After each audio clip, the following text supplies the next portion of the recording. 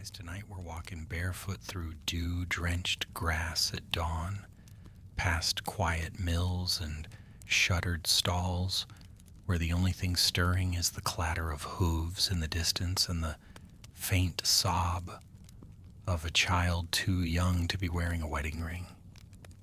You're 13, maybe 14, and already they say it's time. Time to marry, time to grow up, time to be something for someone else. The sun hasn't risen yet, but your childhood is already behind you. That's the thing about the Middle Ages. It doesn't wait for you to finish your growing pains. If you're lucky, you get to scrape your knees a few more times before they start talking dowries and alliances. But for most, that luxury vanishes quickly. You're not a child, they say, not when your hands can churn butter or your back can carry firewood, not when you can bear children, not when your family needs the political advantage, the land, the cattle, the grain, or simply fewer mouths to feed. You probably won't survive this. Statistically speaking, of course, life expectancy is a cruel little joke in these centuries. If you're born into a peasant family, your odds of making it past 30 are slimmer than a monk's waist during Lent, so naturally people act early. Everything feels sped up. First teeth, first chores, first weddings. No one has time to wait for love. Most don't even know what love is before they're expected to exchange vows. So, before we continue the story, give me just 1 minute. Tomorrow the battle will be long, so rest a little at our bonfire. Let everything slip from your mind, take a deep breath, and relax every part of your body. And while you rest, tell me in the comments where you're listening from and what time it is there. I love seeing the little constellation of sleepy history fans from all over the world. Now, dim the lights, maybe turn on a fan for that soft background hum, and let's ease into tonight's journey together. You wake up to find your tunic already laid out, your mother brushing your hair back and muttering that you need to look presentable. She's worried. Not because you're nervous, but because she is. She was about your age when she was wed, and she remembers the ache of stepping into someone else's household and never quite coming back the same. They say childhood ends early in the medieval world. But here's the secret. They never really thought of it as a childhood the way we do today. The concept of adolescence, that didn't exist. Once you hit 7, you were considered capable of work. If you were noble, maybe you were sent to another household to serve as a page or maid-in-waiting. If you were poor, you were given a small knife and told to watch the sheep. No one asked if you felt ready. Readiness wasn't part of the deal. Life came fast, and you either kept up or got left behind. Sometimes literally. By 12, you'd seen births, deaths, illness, and hunger. You probably shared a bed with siblings, maybe a goat if winter was particularly cruel. If someone told you marriage was next, it might not even feel that strange. Just another thing to do before the frost came again. But let's be clear, not every 12-year-old got married. There were rules, at least on paper. The church declared the boys should be at least 14 and girls 12 before they could legally wed. But customs varied wildly. Some regions honored those guidelines, others bent them, and some didn't bother asking at all. Historians still debate whether these early marriages were widespread or limited to certain classes.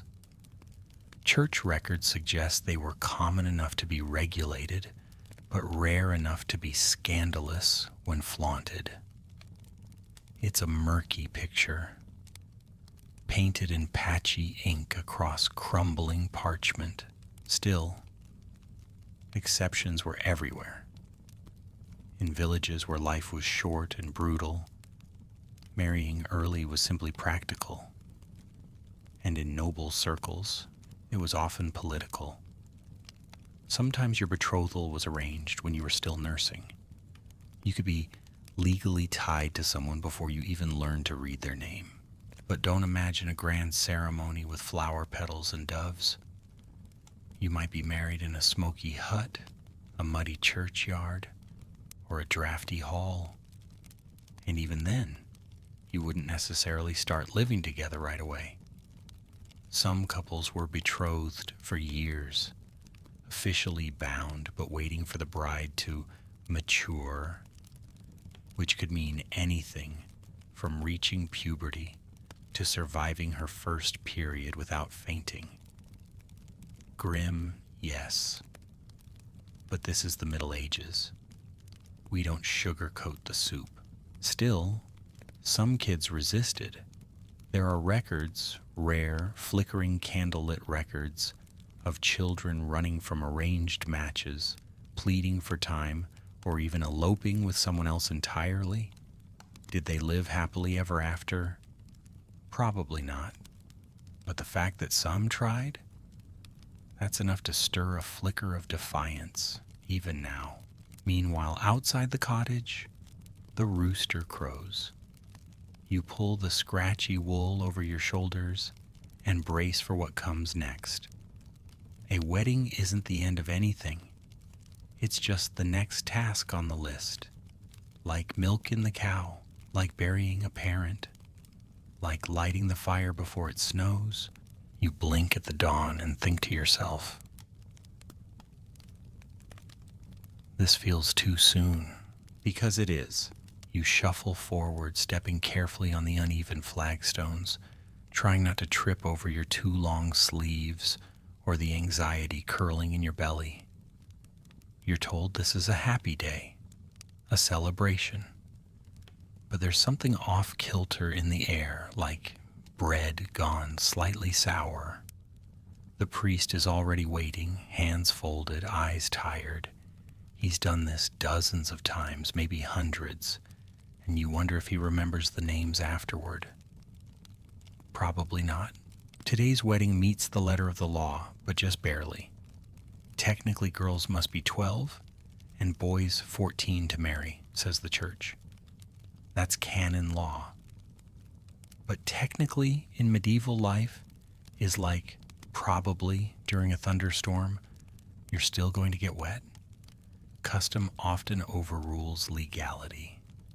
And when land, dowries, or family reputation are on the line, rules tend to get elastic. Some families hold fast to church mandates, especially if a bishop's watching. Others, they quietly arrange the ceremony, mark the date, and hope nobody checks the birth records. Not that most peasants even have those. A village might know when a child was born based on the weather or whose pig went missing that week. But don't be fooled, marriage wasn't always immediate cohabitation. A betrothal could be legally binding, like an engagement with legal weight. If both parties were of age of reason, meaning roughly 7 years old, yes, 7, and they exchanged vows with mutual intent, the church might consider it valid, even if they still played tag in the orchard an hour later. Now imagine being 12 and saying, "I do," because your parents told you to, while someone 3 times your age waits to claim you someday. It's hard to say no when you don't yet understand what yes means. Historians still argue whether the church's minimum ages were respected in practice or routinely ignored. Some records show bishops stepping in to annul underage marriages. Others suggest quiet tolerance, especially among the elite. The lines between legal and acceptable were blurred, often deliberately so. And then there's the loophole, consummation. The physical side of marriage could be postponed even if the vows were sealed. Technically, the couple wouldn't fully be married until the marriage was consummated. So a pair of child spouses might be married in name, but wait years before living as husband and wife. Whether that delay happened often, well, let's just say there's room for doubt. The logic, if you can call it that, went like this. Marry them now to secure alliances, titles, or property, but don't rush the bedroom. In noble families, this was fairly common. Young girls married off to powerful men would remain with their natal families until they were older, a practice known as delayed consummation. But among peasants, where everything was more immediate and survival-driven, it was often straight from ceremony to shared straw mattress. Of course, all this assumes a mutual willingness. But consent is a foggy concept here. A parent's approval could override a child's fear. A girl might whisper yes through tears, and it would still count. And even if someone protested, that didn't always stop the wedding. The church tried occasionally to protect the young. Priests were urged to ask if the couple truly consented. In some dioceses, special clerics were assigned to investigate irregular unions. But enforcement was spotty and records scarce. Besides, saying yes under pressure was common, whether it was marriage, joining a monastery, or confessing to stealing the bishop's goose.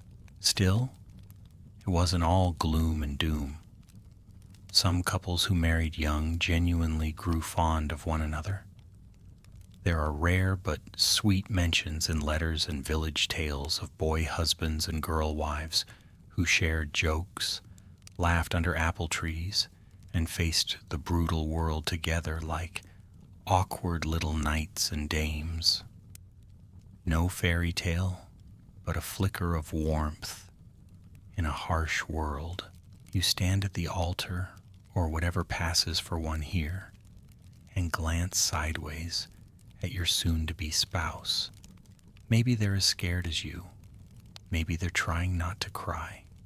Maybe they're dreaming of running away to a monastery, or of being swallowed by a conveniently placed moat. Your fingers twitch at your sides. The priest begins the rites in Latin, most of which you don't understand. You nod when your mother coughs. You smile when your uncle elbows you. And you say the words because everyone expects you to. A dog barks in the courtyard. A cart clatters by, oblivious. Somewhere, the wind rustles a thatch roof loose.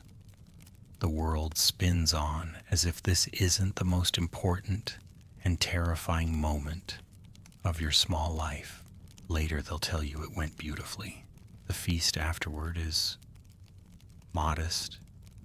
A roasted chicken, some boiled turnips, and a pitcher of ale that tastes faintly like moss.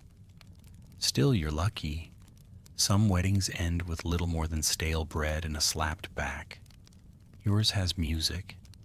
A blind fiddler with 2 fingers missing and a mug permanently fused to his grip saws away at a tune that could be festive or funereal, depending on your mood. You sit beside your new spouse, knees not quite touching, eyes mostly on the table. There's a weight to it all, this business of marriage, heavier than the stew pot back home. You're supposed to be grown now, married, but your voice still cracks sometimes when you speak, and you still count on your fingers when no one's looking. The truth is, in medieval society, marriage is rarely about the 2 people involved.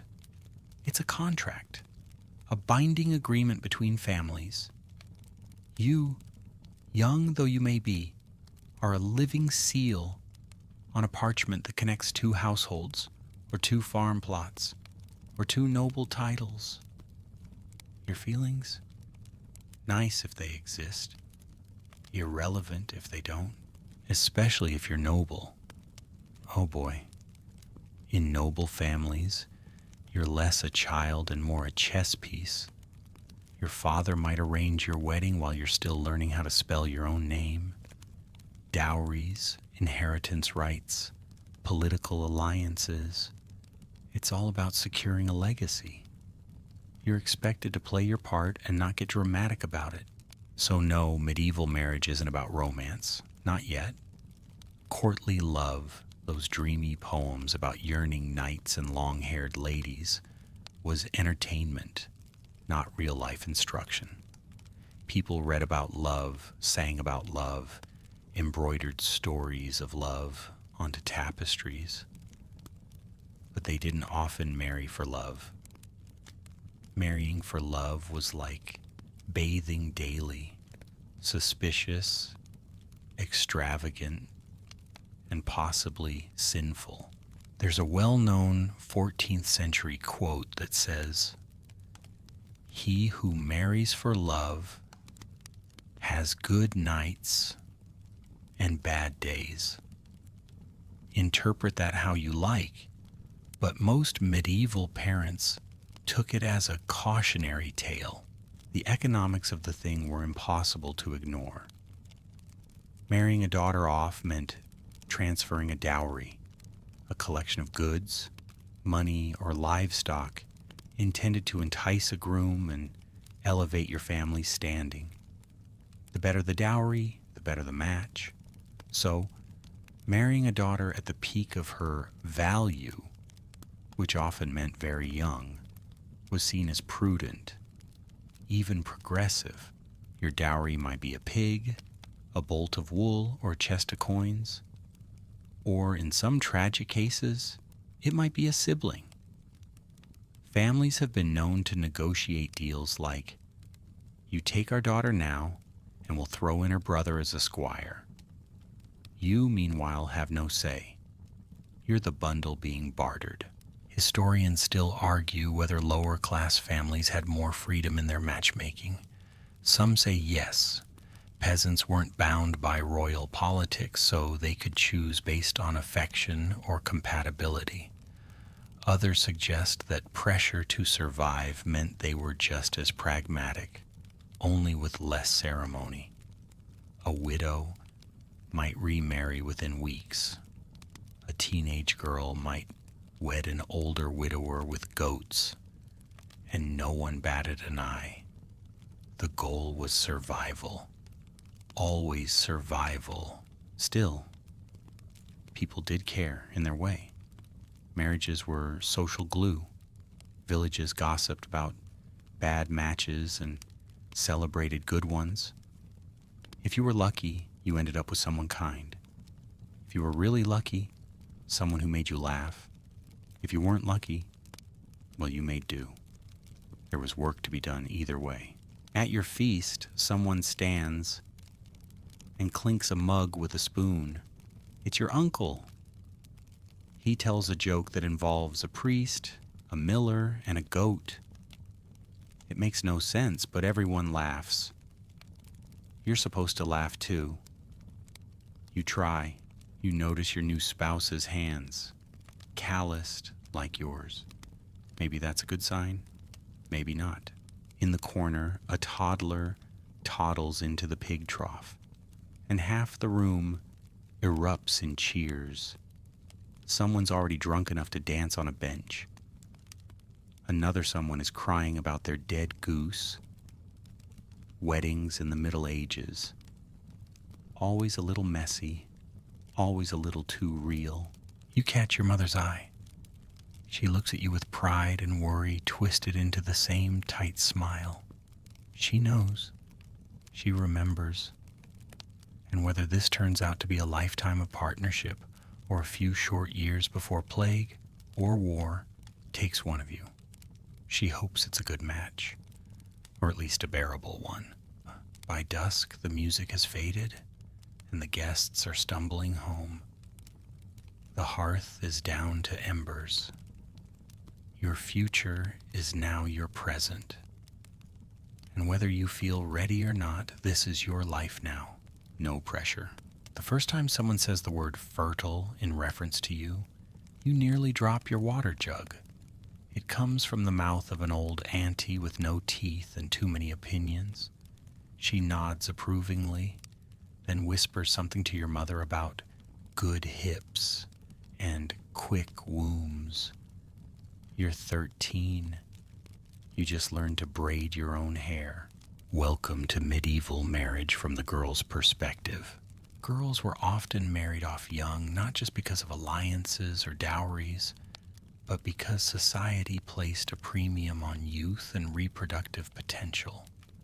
To put it bluntly, because the Middle Ages rarely beat around the bush, if you were a girl, your main value was your ability to bear children, preferably lots of them, preferably boys. Now imagine the weight of that expectation. You're not even sure if you like your new husband. He smells faintly of onions and horse sweat, and he speaks mostly in grunts. But already the women around you are counting down to your first pregnancy like it's harvest season. The church preached that marriage was the proper place for sex and reproduction, but there were quieter, murkier motivations at play. Society feared scandal, particularly the kind involving unmarried young women. Virginity was considered both a moral and economic asset. If you were unwed and seen chatting with the baker's apprentice too often, tongues would wag, reputations would crumble, and marriage prospects could disappear overnight.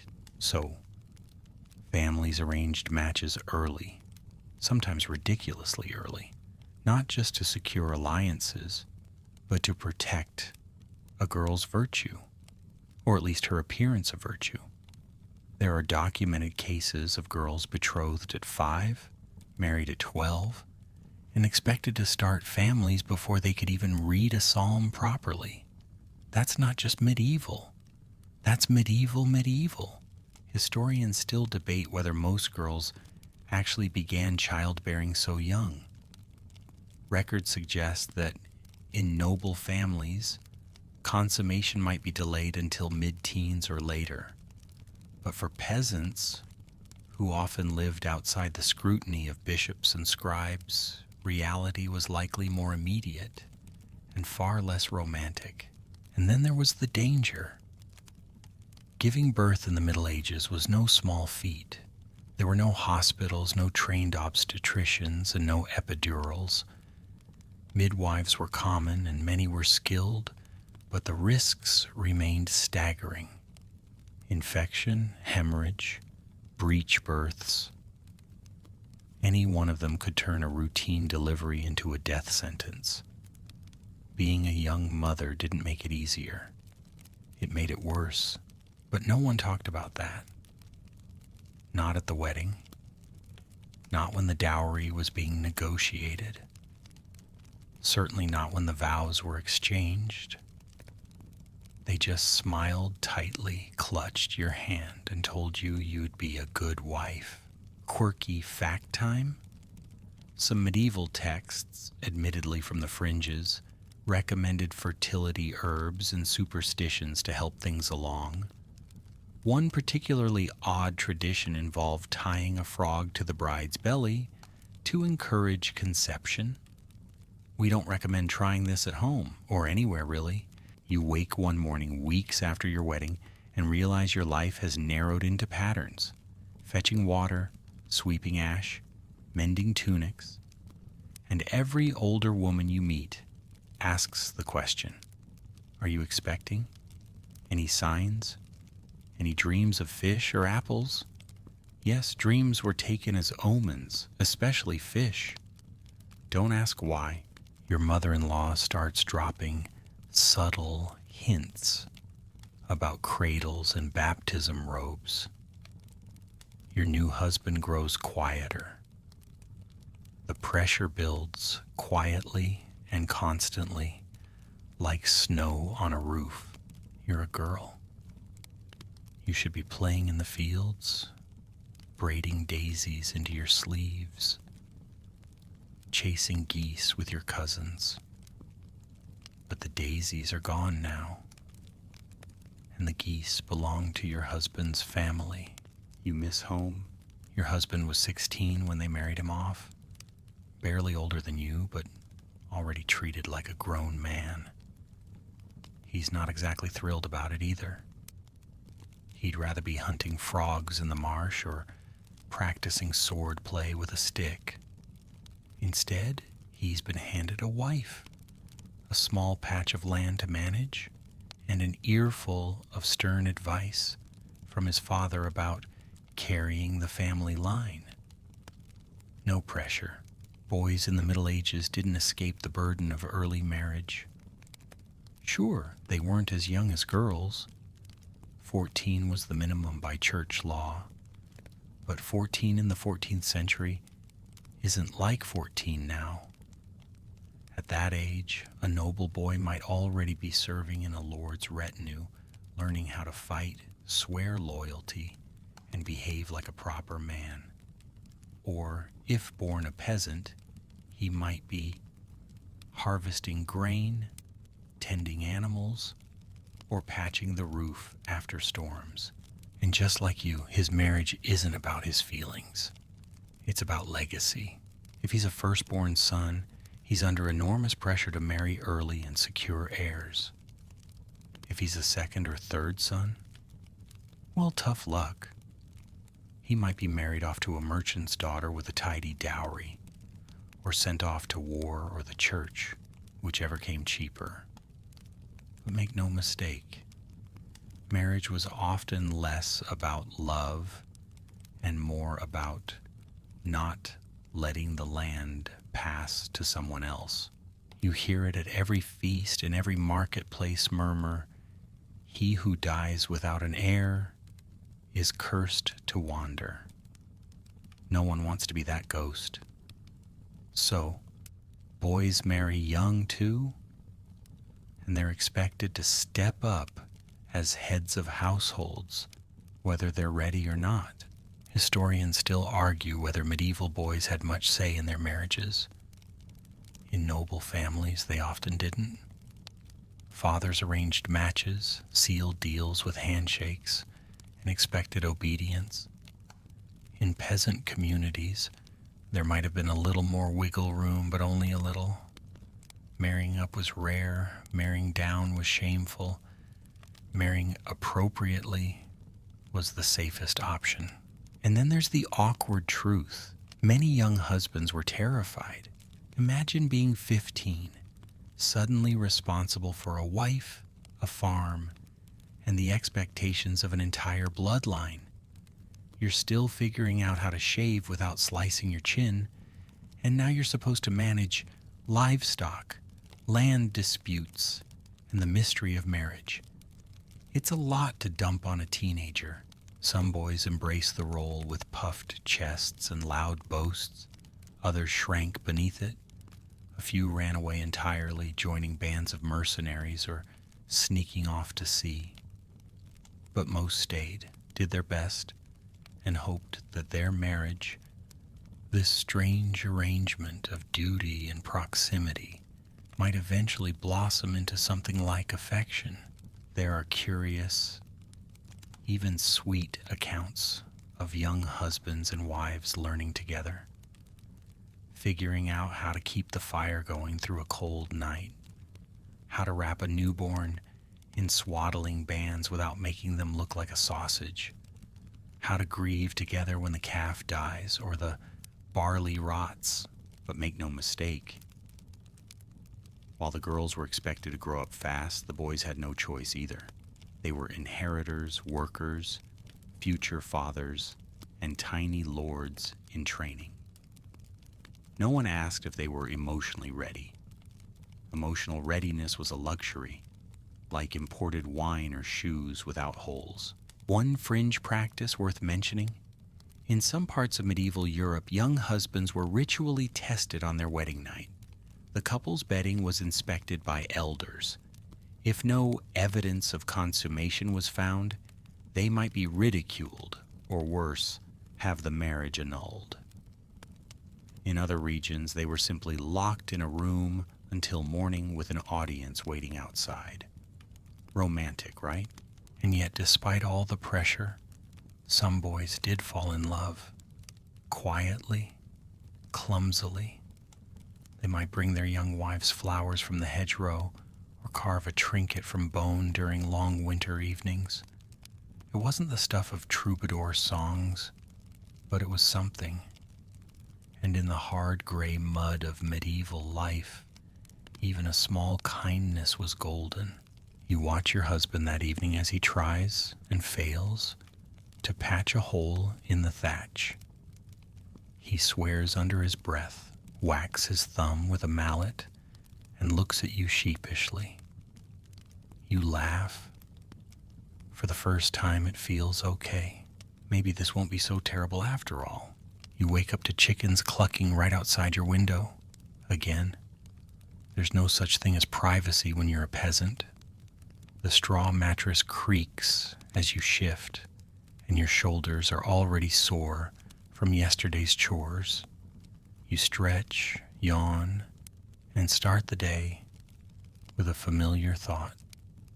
This marriage is more work than the sheep in noble halls. Marriage is a chess game.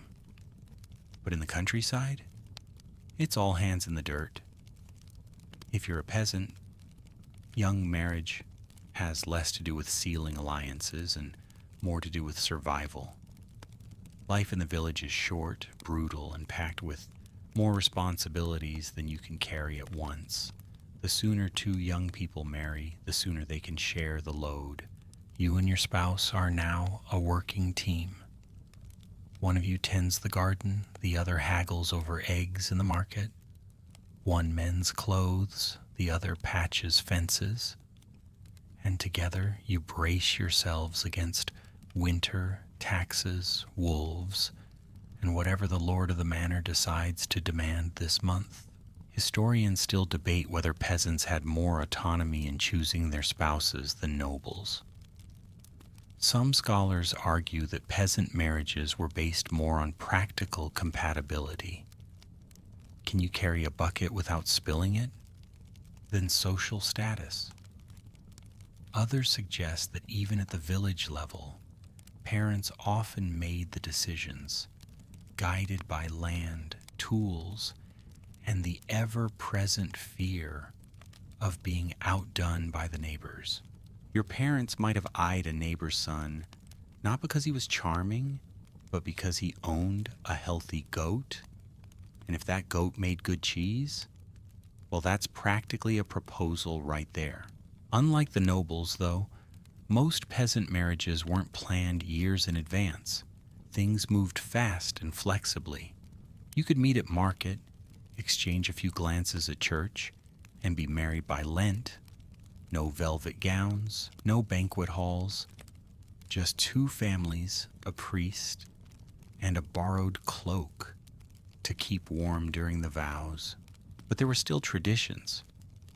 In some villages, it was customary for the bride to cry during the ceremony, whether from fear, nerves, or simply to show proper humility.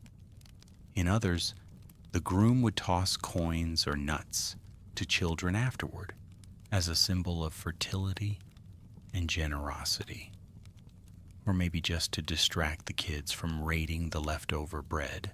Quirky fact: in parts of medieval France, newlyweds were expected to drink bride ale, a spiced drink brewed specially for the occasion. The couple would sell mugs of it to guests to help cover wedding costs. So yes, medieval weddings had crowdfunding in a way. But here's the thing.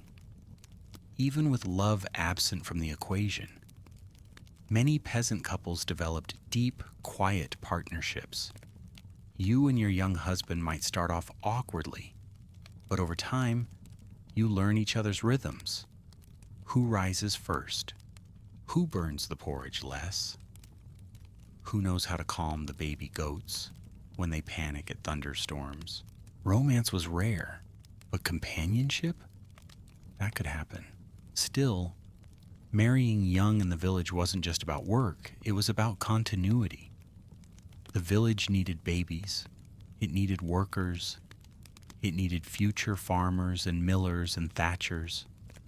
And since mortality loomed large over every home, starting early was practical. People didn't wait to fall in love. They hoped affection would arrive somewhere along the way, like a wayward chicken finally coming home. And then there's the unspoken reason: hunger. If a young woman married into a slightly better off family, it could mean one less mouth for her parents to feed, one more bowl of soup for her younger siblings. Sometimes girls married not to escape poverty, but to redistribute it. It wasn't fair, but it was life.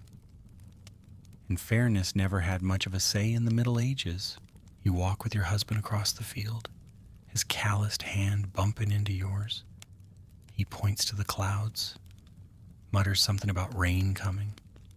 You both quicken your steps.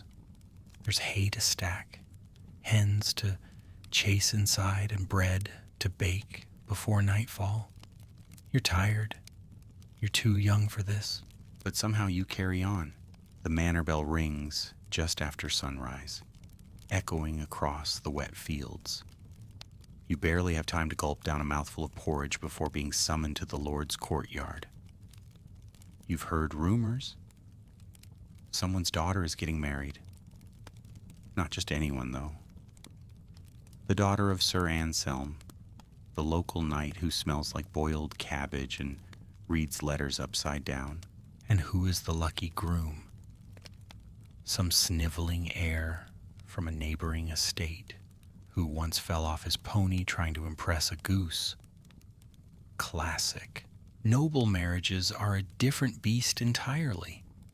If peasant unions are about practicality, noble ones are pure performance, and you're about to witness a spectacle. For noble children, marriage is arranged years ahead, negotiated like treaties. Betrothals are made before the bride learns to write her name, and sometimes long before the groom has stopped wetting the bed. It's not about affection, it's about power, territories, dowries, title consolidation. If two noble houses are fighting over a contested strip of land, the quickest solution might be to marry off a daughter and merge claims. Congratulations. You're now a human peace treaty with lace on. From the outside, the whole affair looks like something from a storybook. Embroidered silks, gold-threaded veils, roasted venison the size of a pony. But beneath the velvet is a mountain of pressure. The girl, often no older than 13, might be marrying a man more than twice her age, sometimes thrice. Old enough to be her grandfather wasn't a joke. It was a tax strategy. You watch as Lady Adela, the bride, walks stiffly across the stone court in shoes that clearly weren't made for walking. Her face is expressionless. Her veil is longer than your whole body. People cheer. Somewhere behind you, someone mutters, "Poor child." And she is. Historians still argue whether noble girls had any say in these matches. The records suggest very little. Some were sent away at 8 or 9 to live with their future husband's family, training to be the perfect wife before they were even old enough to qualify for communion. These arrangements weren't just expected, they were strategic. One quirk of noble marriages: the infamous bed blessing ceremony. After the wedding, the new couple would be ceremonially led to their bedchamber by an entire audience of relatives, clergymen, and often the lord of the manor himself. They didn't watch anything happen, thankfully, but they did stay until the couple was tucked in. Talk about awkward. And if either family had political rivals, they'd show up too, just to make sure everything was properly witnessed. In one infamous case, a bishop actually touched the bed to seal the blessing. Historians still shake their heads at that one, but here's the uncomfortable truth. Noble girls were often used like currency. Their youth wasn't just tolerated, it was sought after. A young bride was a clean slate, a pliable spirit, and most importantly, likely to survive childbirth. Or at least the first one. And that was enough to keep the bloodline going. You stand in the crowd watching Lady Adela and her elderly groom walk side by side, their hands barely touching. A jester juggles goose eggs. Someone releases a pigeon too early, and it poops on a bishop. People laugh. The girl does not.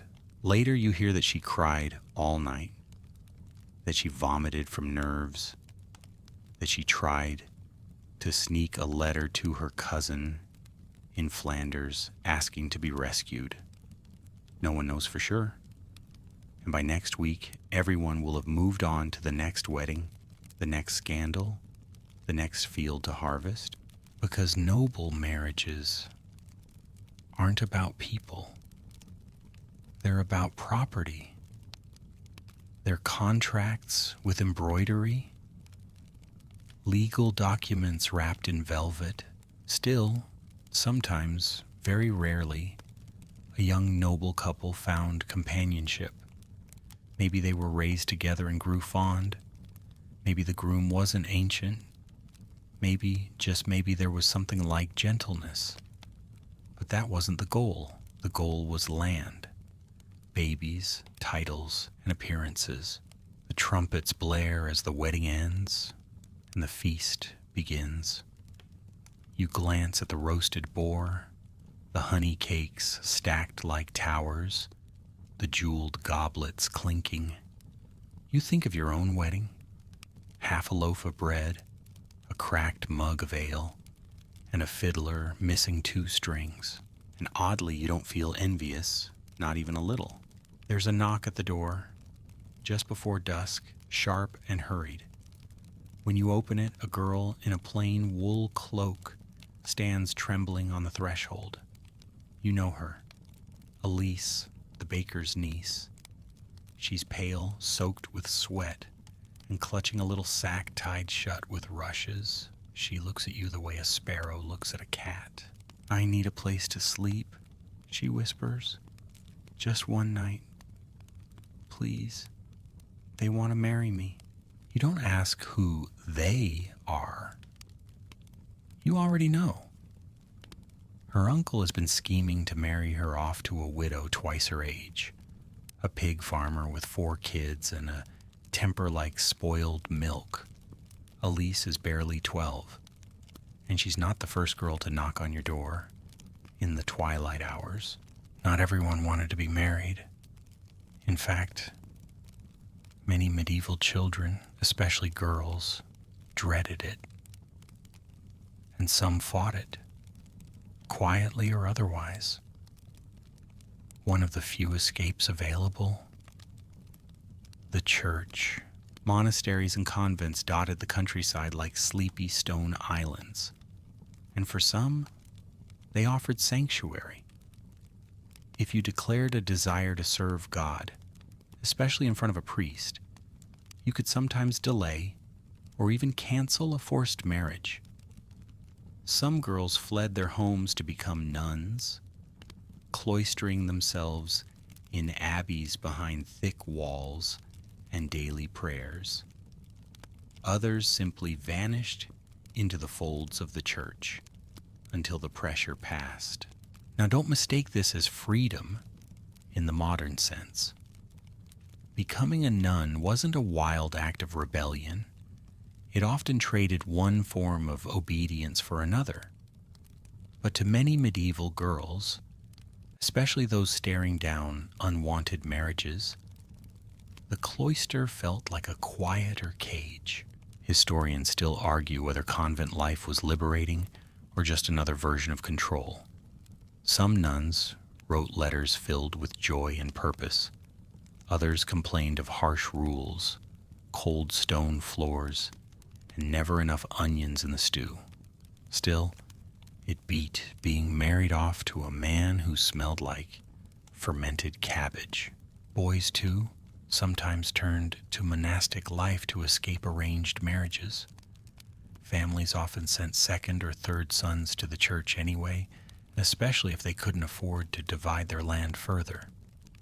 But a few made the choice themselves, fleeing expectations, burdens, or just the overwhelming strangeness of being called husband before their voices had settled. There's even a quirky story about a teenage noble who fled to a monastery just before his wedding day, dressed in a nun's habit no less, and refused to come out until his father annulled the match. He later became a bishop. Petty? Perhaps. Iconic? Definitely. And let's not forget the other option, elopement. In some regions, especially the borderlands, young lovers would flee to places with looser marriage laws. Scotland's Gretna Green is one of the most famous examples, though it rose to fame later. Even in medieval times, word spread of towns or parishes where the priest didn't ask too many questions. If you were fast and lucky, you could vanish into one of these havens and be married before anyone caught up. Of course, not everyone was sympathetic to these runaways. A girl fleeing a marriage could be dragged back by force. A boy refusing his betrothal might lose his inheritance, or worse. And if they were already wed, the church usually sided with the parents. Contracts were contracts, but once in a while, the rebel stories slipped through the cracks. A village tale of a girl who disguised herself as a boy and became a scribe, or a shepherd who vanished into the forest with a weaver's daughter and returned years later with 6 children and a suspiciously large herd of goats. You invite Elise inside. You give her bread, a blanket, and a space near the fire. And as she sleeps, curled like a kitten on the floor, you wonder what her future will be. Will she escape? Will she return home defeated and dutiful? Or will she find some quiet place to be her own person, even if the world isn't built for that? You don't know, but tonight she's safe, and that's enough. You're at the well when the news breaks. It's one of those clunky sideways conversations that begins with a whispered, "Did you hear?" and ends with wide eyes and drop buckets. A noble girl, 15, maybe 16, was married last week to a widowed knight. The wedding was quiet, rushed, and now she's dead. Complications, they say. Or maybe the wrong herbs, or maybe just being too young, too small, too scared. You blink at the water as it shimmers in the pail. It's not the first time. It won't be the last. Girls being married young wasn't just common. It was disturbingly expected, especially among the noble classes, where the stakes were high, the dowries were heavy, and the political pressure was crushing. And noble girls, in particular, bore the brunt of this. The moment a girl began showing signs of puberty, her shape shifting slightly, her voice softening, her laughter catching the wrong ears, she was considered marriageable. Not ready, not mature, just available. And the older she got, the lower her market value dropped. Like cheese or horses. It sounds cruel. It is cruel. But in a world without modern medicine, where mortality was a daily concern, youth was prized as a kind of hope. A girl of 12 was seen as a better bet for multiple pregnancies than a woman of 25. More years, more heirs. That was the logic. Historians still argue whether this view was universally accepted or just something we notice more in surviving noble records. In the peasant world, life was pragmatic, not bureaucratically documented. People married early, yes, but often based on need, help in the fields, another set of hands, someone to care for aging parents. The motives were different, though the end result looked much the same. Girls entering marriage before they'd even finished growing. There's another wrinkle. Many of these young noble brides were married to much older men who'd already buried a wife or two, men with adult children, men who saw their young brides as both a second chance and a final duty, someone to continue the line before death. Arrived in a cloak or on a coughing horse. Some of these marriages were reportedly kind, gentle even. A seasoned knight who didn't rush the process. A patient lord who waited years before claiming the full rights of husbandhood. Others were not. One particularly grim tale comes from a 13th century French chronicle. A nobleman married a 12-year-old heiress and insisted she bear him a child within the year. She did. Neither survived. The lord remarried within the month to another 14-year-old, and yet these unions were rarely questioned. If anything, they were praised. A young girl, especially one from a wealthy house, was a valuable asset. Her youth meant pliability. Her obedience was expected. Her voice was rarely heard. Quirky detail? Some noble households actually celebrated a girl's first signs of fertility like a birthday. Gifts were given, feast days planned, and suitors suddenly appeared at the gate with wine and promises. There's even record of a Catalan lord gifting his daughter a silver comb and a handwritten marriage contract. On the same day. Charming. But the oddest part? Sometimes the girls themselves were eager, not because they wanted marriage, but because they wanted out of strict households, out from under watchful fathers. Marriage could be a door. Whether it led to freedom or another cage was anyone's guess. You remember Lady Adela from earlier, the one who looked like a ghost, wrapped in lace. Word in the village is that her husband died of gout 2 months after the wedding. She's now a maid widow, which basically means she's back on the market, but sadder. Still, some say she's happier now. She walks the orchard alone. She reads. She hums strange little songs. And she tells people she won't marry again until she feels like it. She might get away with it. Widows, after all, had more power than brides. You tug your shawl tighter and carry your pail home, stepping carefully around the puddles. Somewhere behind you, 2 boys are chasing a chicken. A dog barks.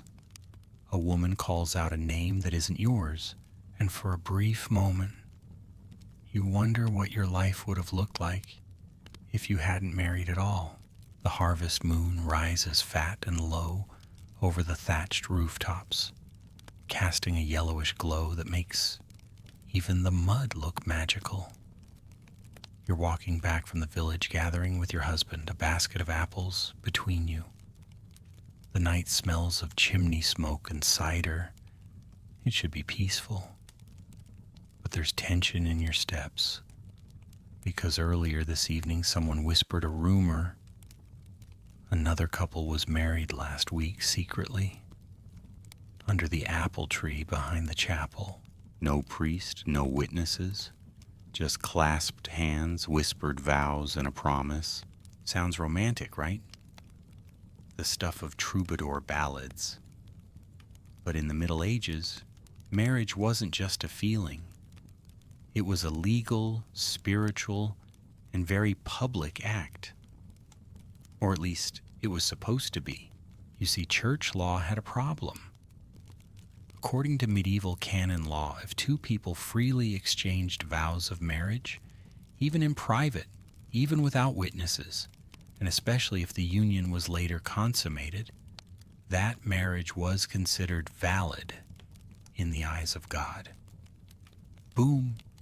Just like that, it made enforcing marriage laws a nightmare. Secret marriages, also called clandestine marriages, were a widespread headache for church authorities. Couples could, and often did, sneak off to say a few binding words in a stable or field. I take you as my wedded husband. I take you as my wedded wife. Those words, said with intention, were enough. No priest, no choir, no reception with questionable ale required. Historians still argue how often these secret unions occurred. Some claim they were rare exceptions, mostly fueled by youthful rebellion or desperate love. Others suggest they were surprisingly common, especially in areas with overworked clergy or loose oversight. Either way, they caused huge problems. Imagine two teenagers in love, say 17 and 15. They say the vows, they maybe sneak a kiss, maybe more. Years later, the boy marries someone else. Suddenly, the girl steps forward, claims she's already his wife, and demands justice. What now? Canon law sides with the first vows, not the second wedding. Chaos ensues, and lawyers, canon lawyers, rejoice. To clamp down on this, the church eventually began requiring public bans. Announcements of a forthcoming marriage read aloud in church 3 Sundays in a row. This gave the community a chance to object if, say, the groom already had a secret wife in another parish. But even with bans, some couples found ways to sidestep the system. Quirky detail. In 14th century England, it wasn't uncommon for people to marry in places as odd as mill houses, graveyards, barns, or even on boats. The belief was that the words themselves, not the location, sealed the deal. So long as both parties meant it, God approved. Geography was optional.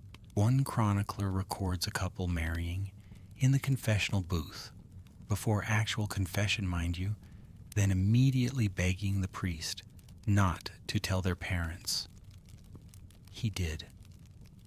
There was yelling, and then there's the apple tree.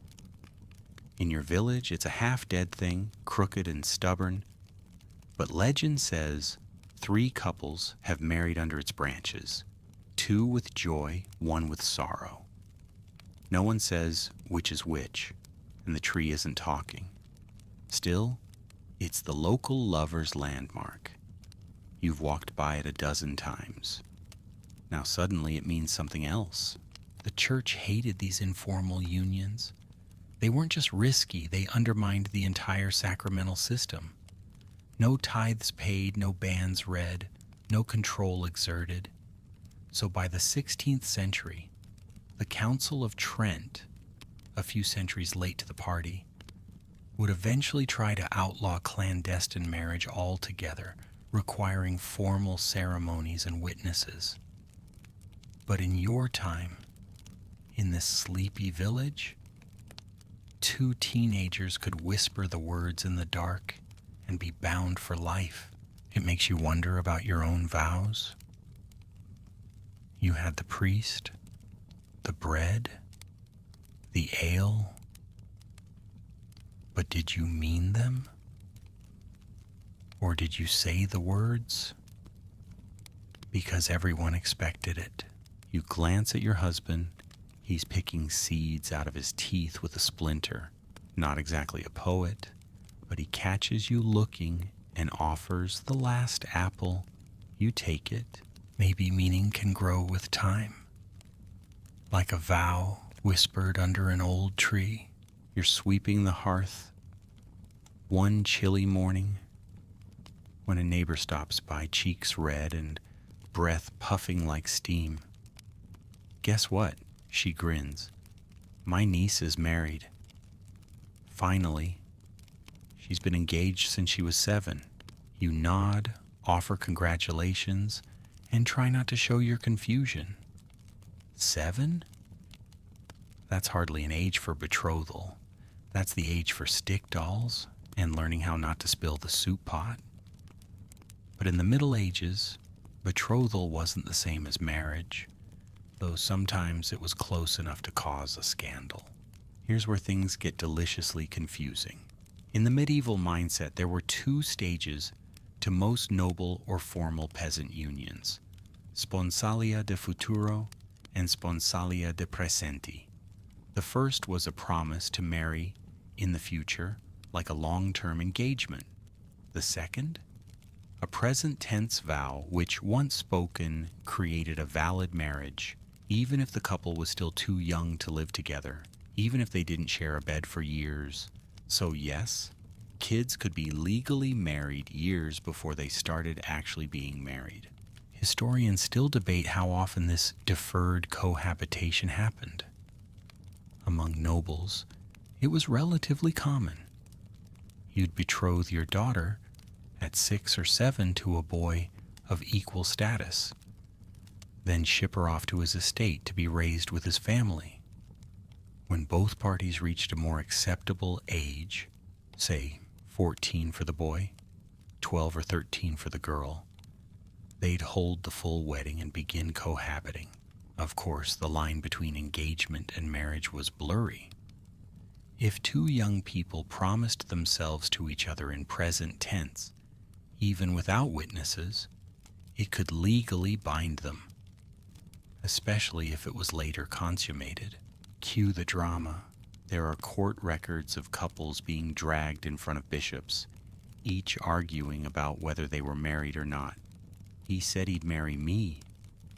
No, I said I might. We shared a cup of wine and everything.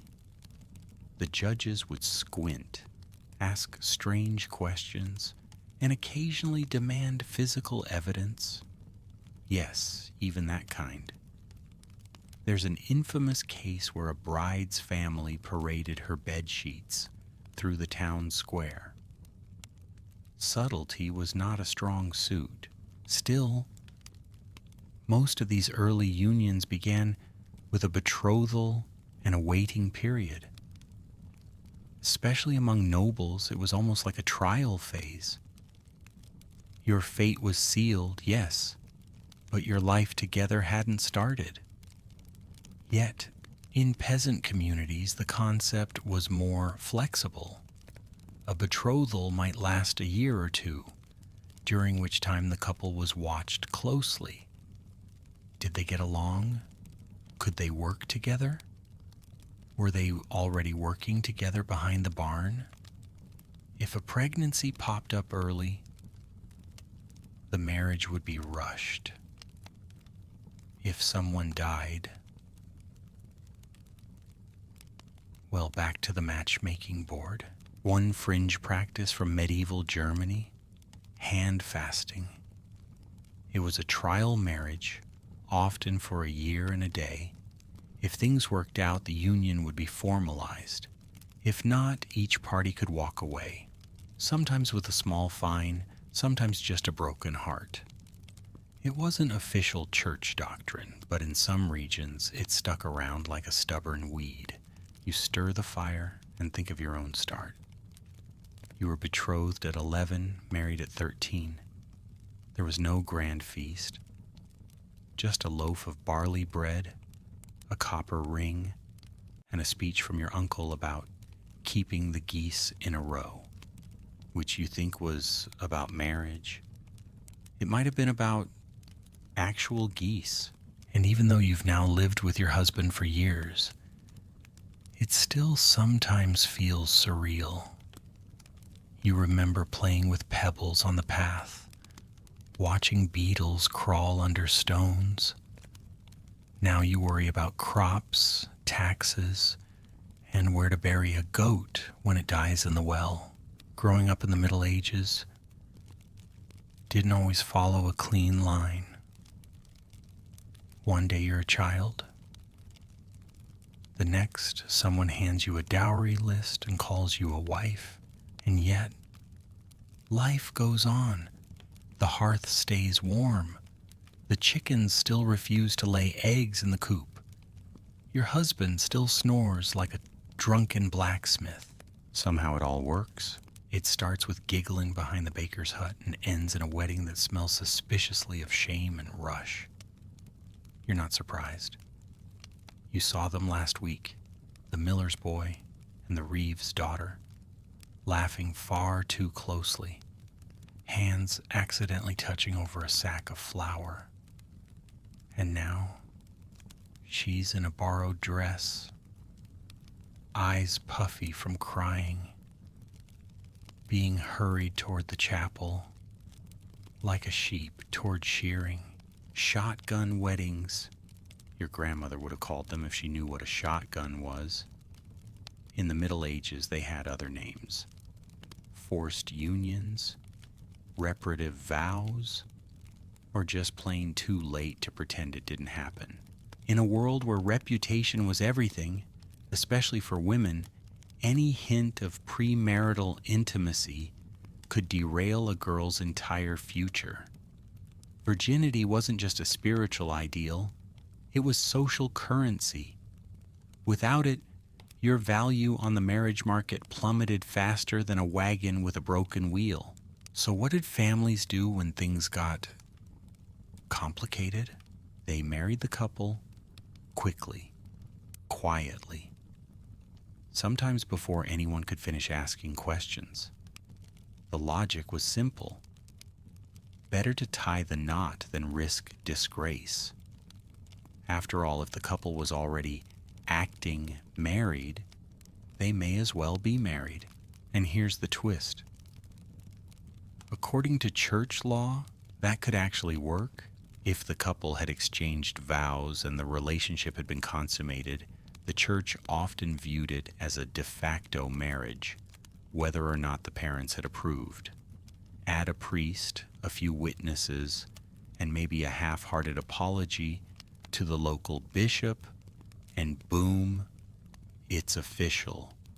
Medieval reputation cleanup in real time.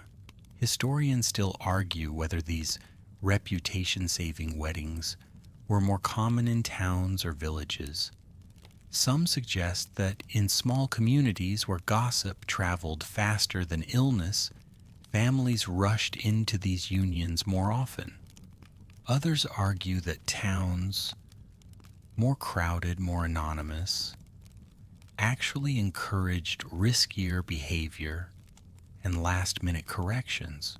What's clear is that honor had to be protected even if the match was terrible. Quirky fact? In some regions, if a girl accused a man of seducing her with promises of marriage and they couldn't deny they'd shared a bed, he could be legally compelled to marry her, sometimes with a dowry deducted from his family's estate as punishment. And if he refused, jail or exile, or worse, being made to publicly admit he'd lied about wanting to marry her in front of everyone while standing on a barrel, wearing nothing but his under tunic. And this didn't just apply to peasants. There are court cases where noble daughters, disgraced and scandalized, were hurriedly wed to squires or distant cousins just to set things right. These unions were rarely happy, but they were tidy. And tidiness, in the medieval sense, meant no lingering rumors that might spoil the next betrothal in the family. You think about the Reeves' daughter again. She's 15, maybe younger. She used to chase butterflies in the churchyard and sing too loudly during Mass. Now she's someone's wife, someone's future mother, someone's cleaned up mistake. And the boy? He looks terrified, like a goose who's just realized the stew pot has his name on it. They say vows under the apple tree. Yes, that apple tree again. And then walk into the chapel to make it official. There's no music, no feast, just the priest muttering Latin and the smell of wet wool. You watch from a distance, heart oddly heavy, because not all marriages start with a scandal. But in the Middle Ages, many ended with silence. You're sitting at the spinning wheel when word comes from the next village over. A girl, 17, proud, sharp as a dagger, has refused to marry the man her parents chose. Not once, twice. The scandal ripples through the market stalls like a gust of wind knocking over everyone's sense of what's proper. Can she even do that? Someone whispers. And there's the question, could she? Turns out it depends. The rules of medieval marriage weren't just shaped by church law, but also by local custom.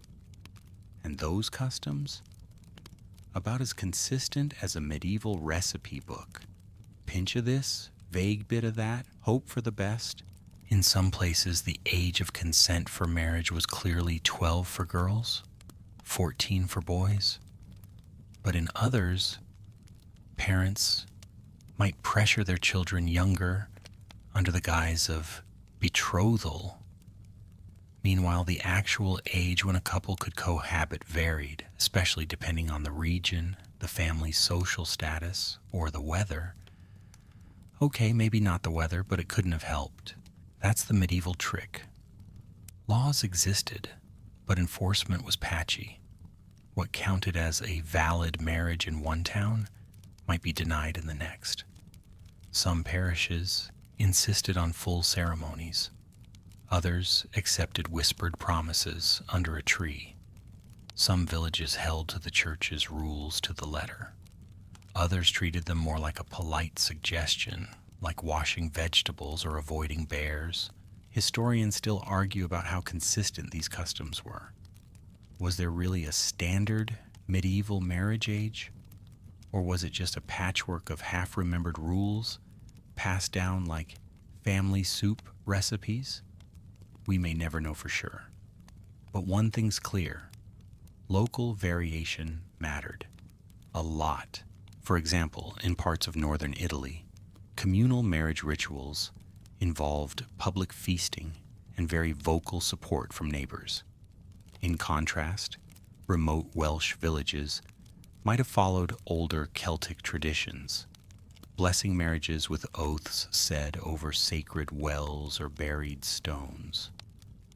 And don't even get started on Ireland, where Brehon law allowed for all sorts of quirky arrangements, including trial marriages and timed contracts. Quirky tradition alert? In some English villages, there was a practice called bundling. A betrothed couple would be allowed to sleep in the same bed, fully clothed and sometimes separated by a wooden plank, to bond before marriage.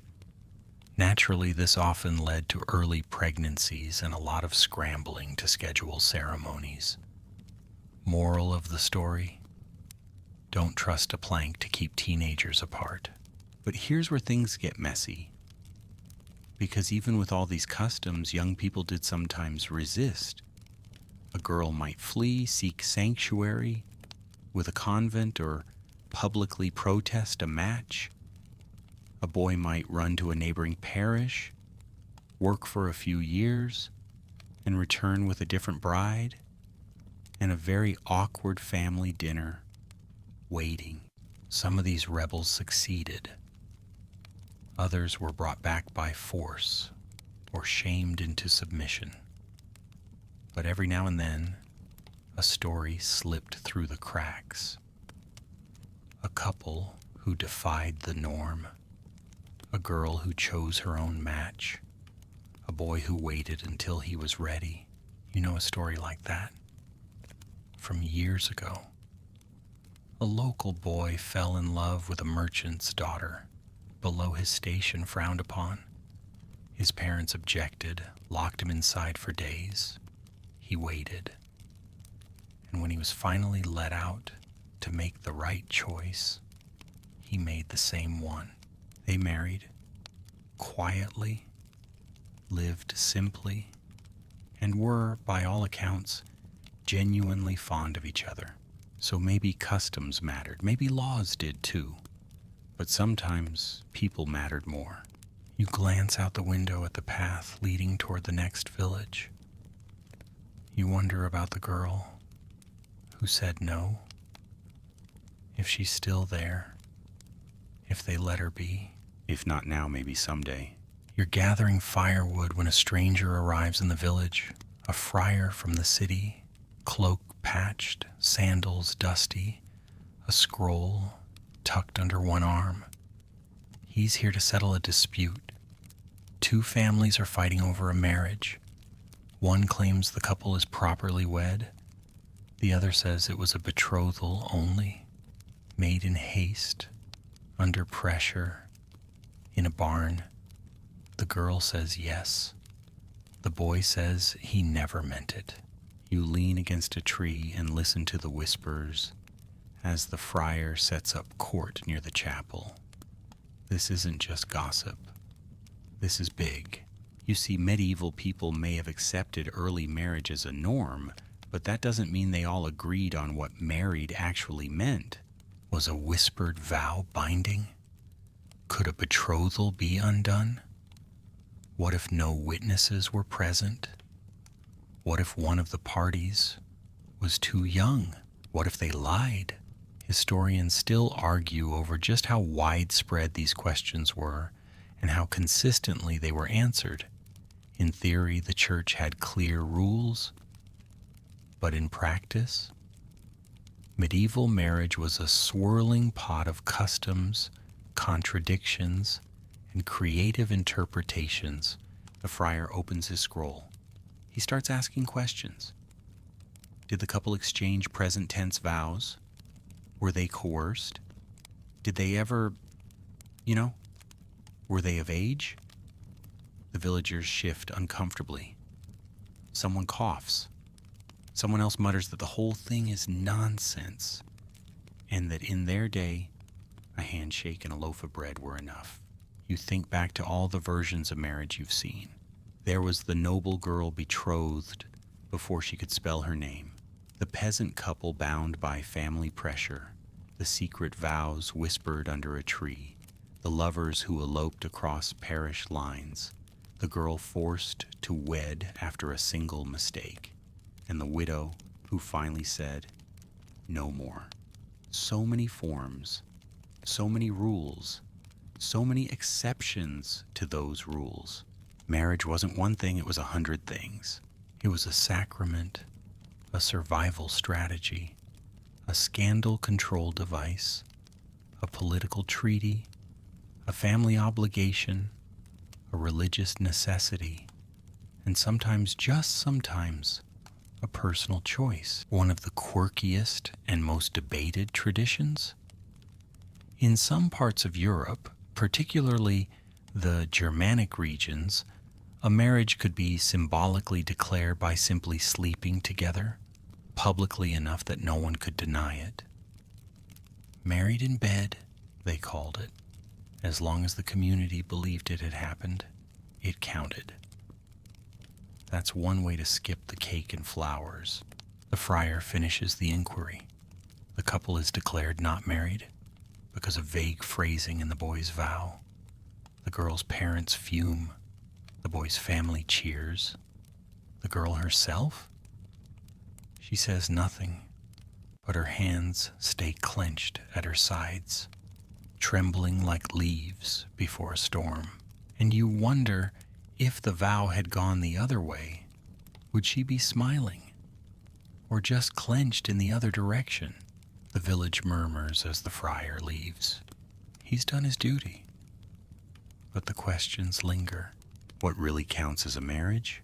What really counts as a choice? How young is too young?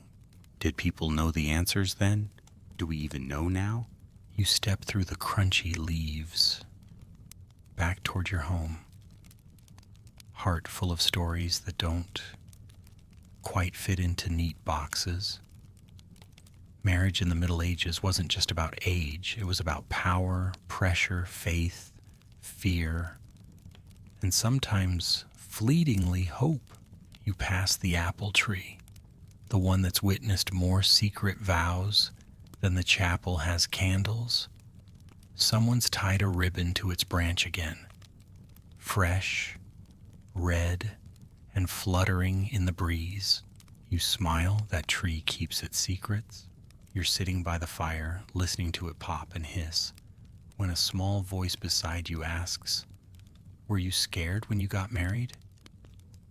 It's a neighbor's child, barely 10, all elbows and freckles, curled beside you like a kitten. The question catches you off guard. No one's asked you that before. No one ever asks the wife how she felt. You think back. You remember your mother brushing your hair, hands shaking just a little, the way the bread at the wedding feast stuck in your throat, the way your new shoes pinched, the way your heart wouldn't stop racing, not because of love, but because of uncertainty. You didn't know the man. You barely knew yourself. But you nod. "Yes," you whisper. "I was scared." The girl nods, satisfied. She returns to playing with a bit of twine, knotting it the way children knot their thoughts. Tightly, curiously, without knowing why. That's the quiet truth behind all these stories. Marriage happened young, not because people were ready, but because readiness wasn't required. The world spun on urgency. There were crops to grow, borders to protect, families to continue, fortunes to secure. There was no room for hesitation. But now, sitting here, you have space to reflect. Was it all survival, strategy, tradition? Probably. But sometimes in the corners of all that pressure, something else grew. Not love exactly, not the kind in poems, but familiarity, respect, shared labor, shared grief, a mutual shrug at life's endless absurdity. You remember the day your first child arrived. Your husband had stood there, holding a towel, looking like a man about to milk a lion.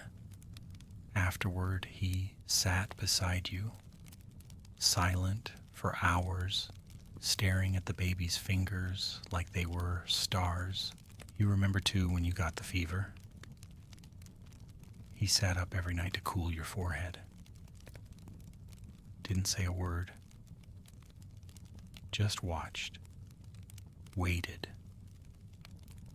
Slept in a chair for a week. Not romance, not poetry, but something steady. Historians still argue whether these marriages, forced and early as they were happy.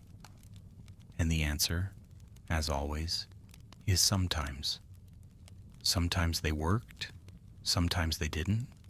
Sometimes people grew together like ivy on stone. Sometimes they cracked under the weight of everything they'd been told to carry. It wasn't all tragedy, it wasn't all joy. It was something in between, something human.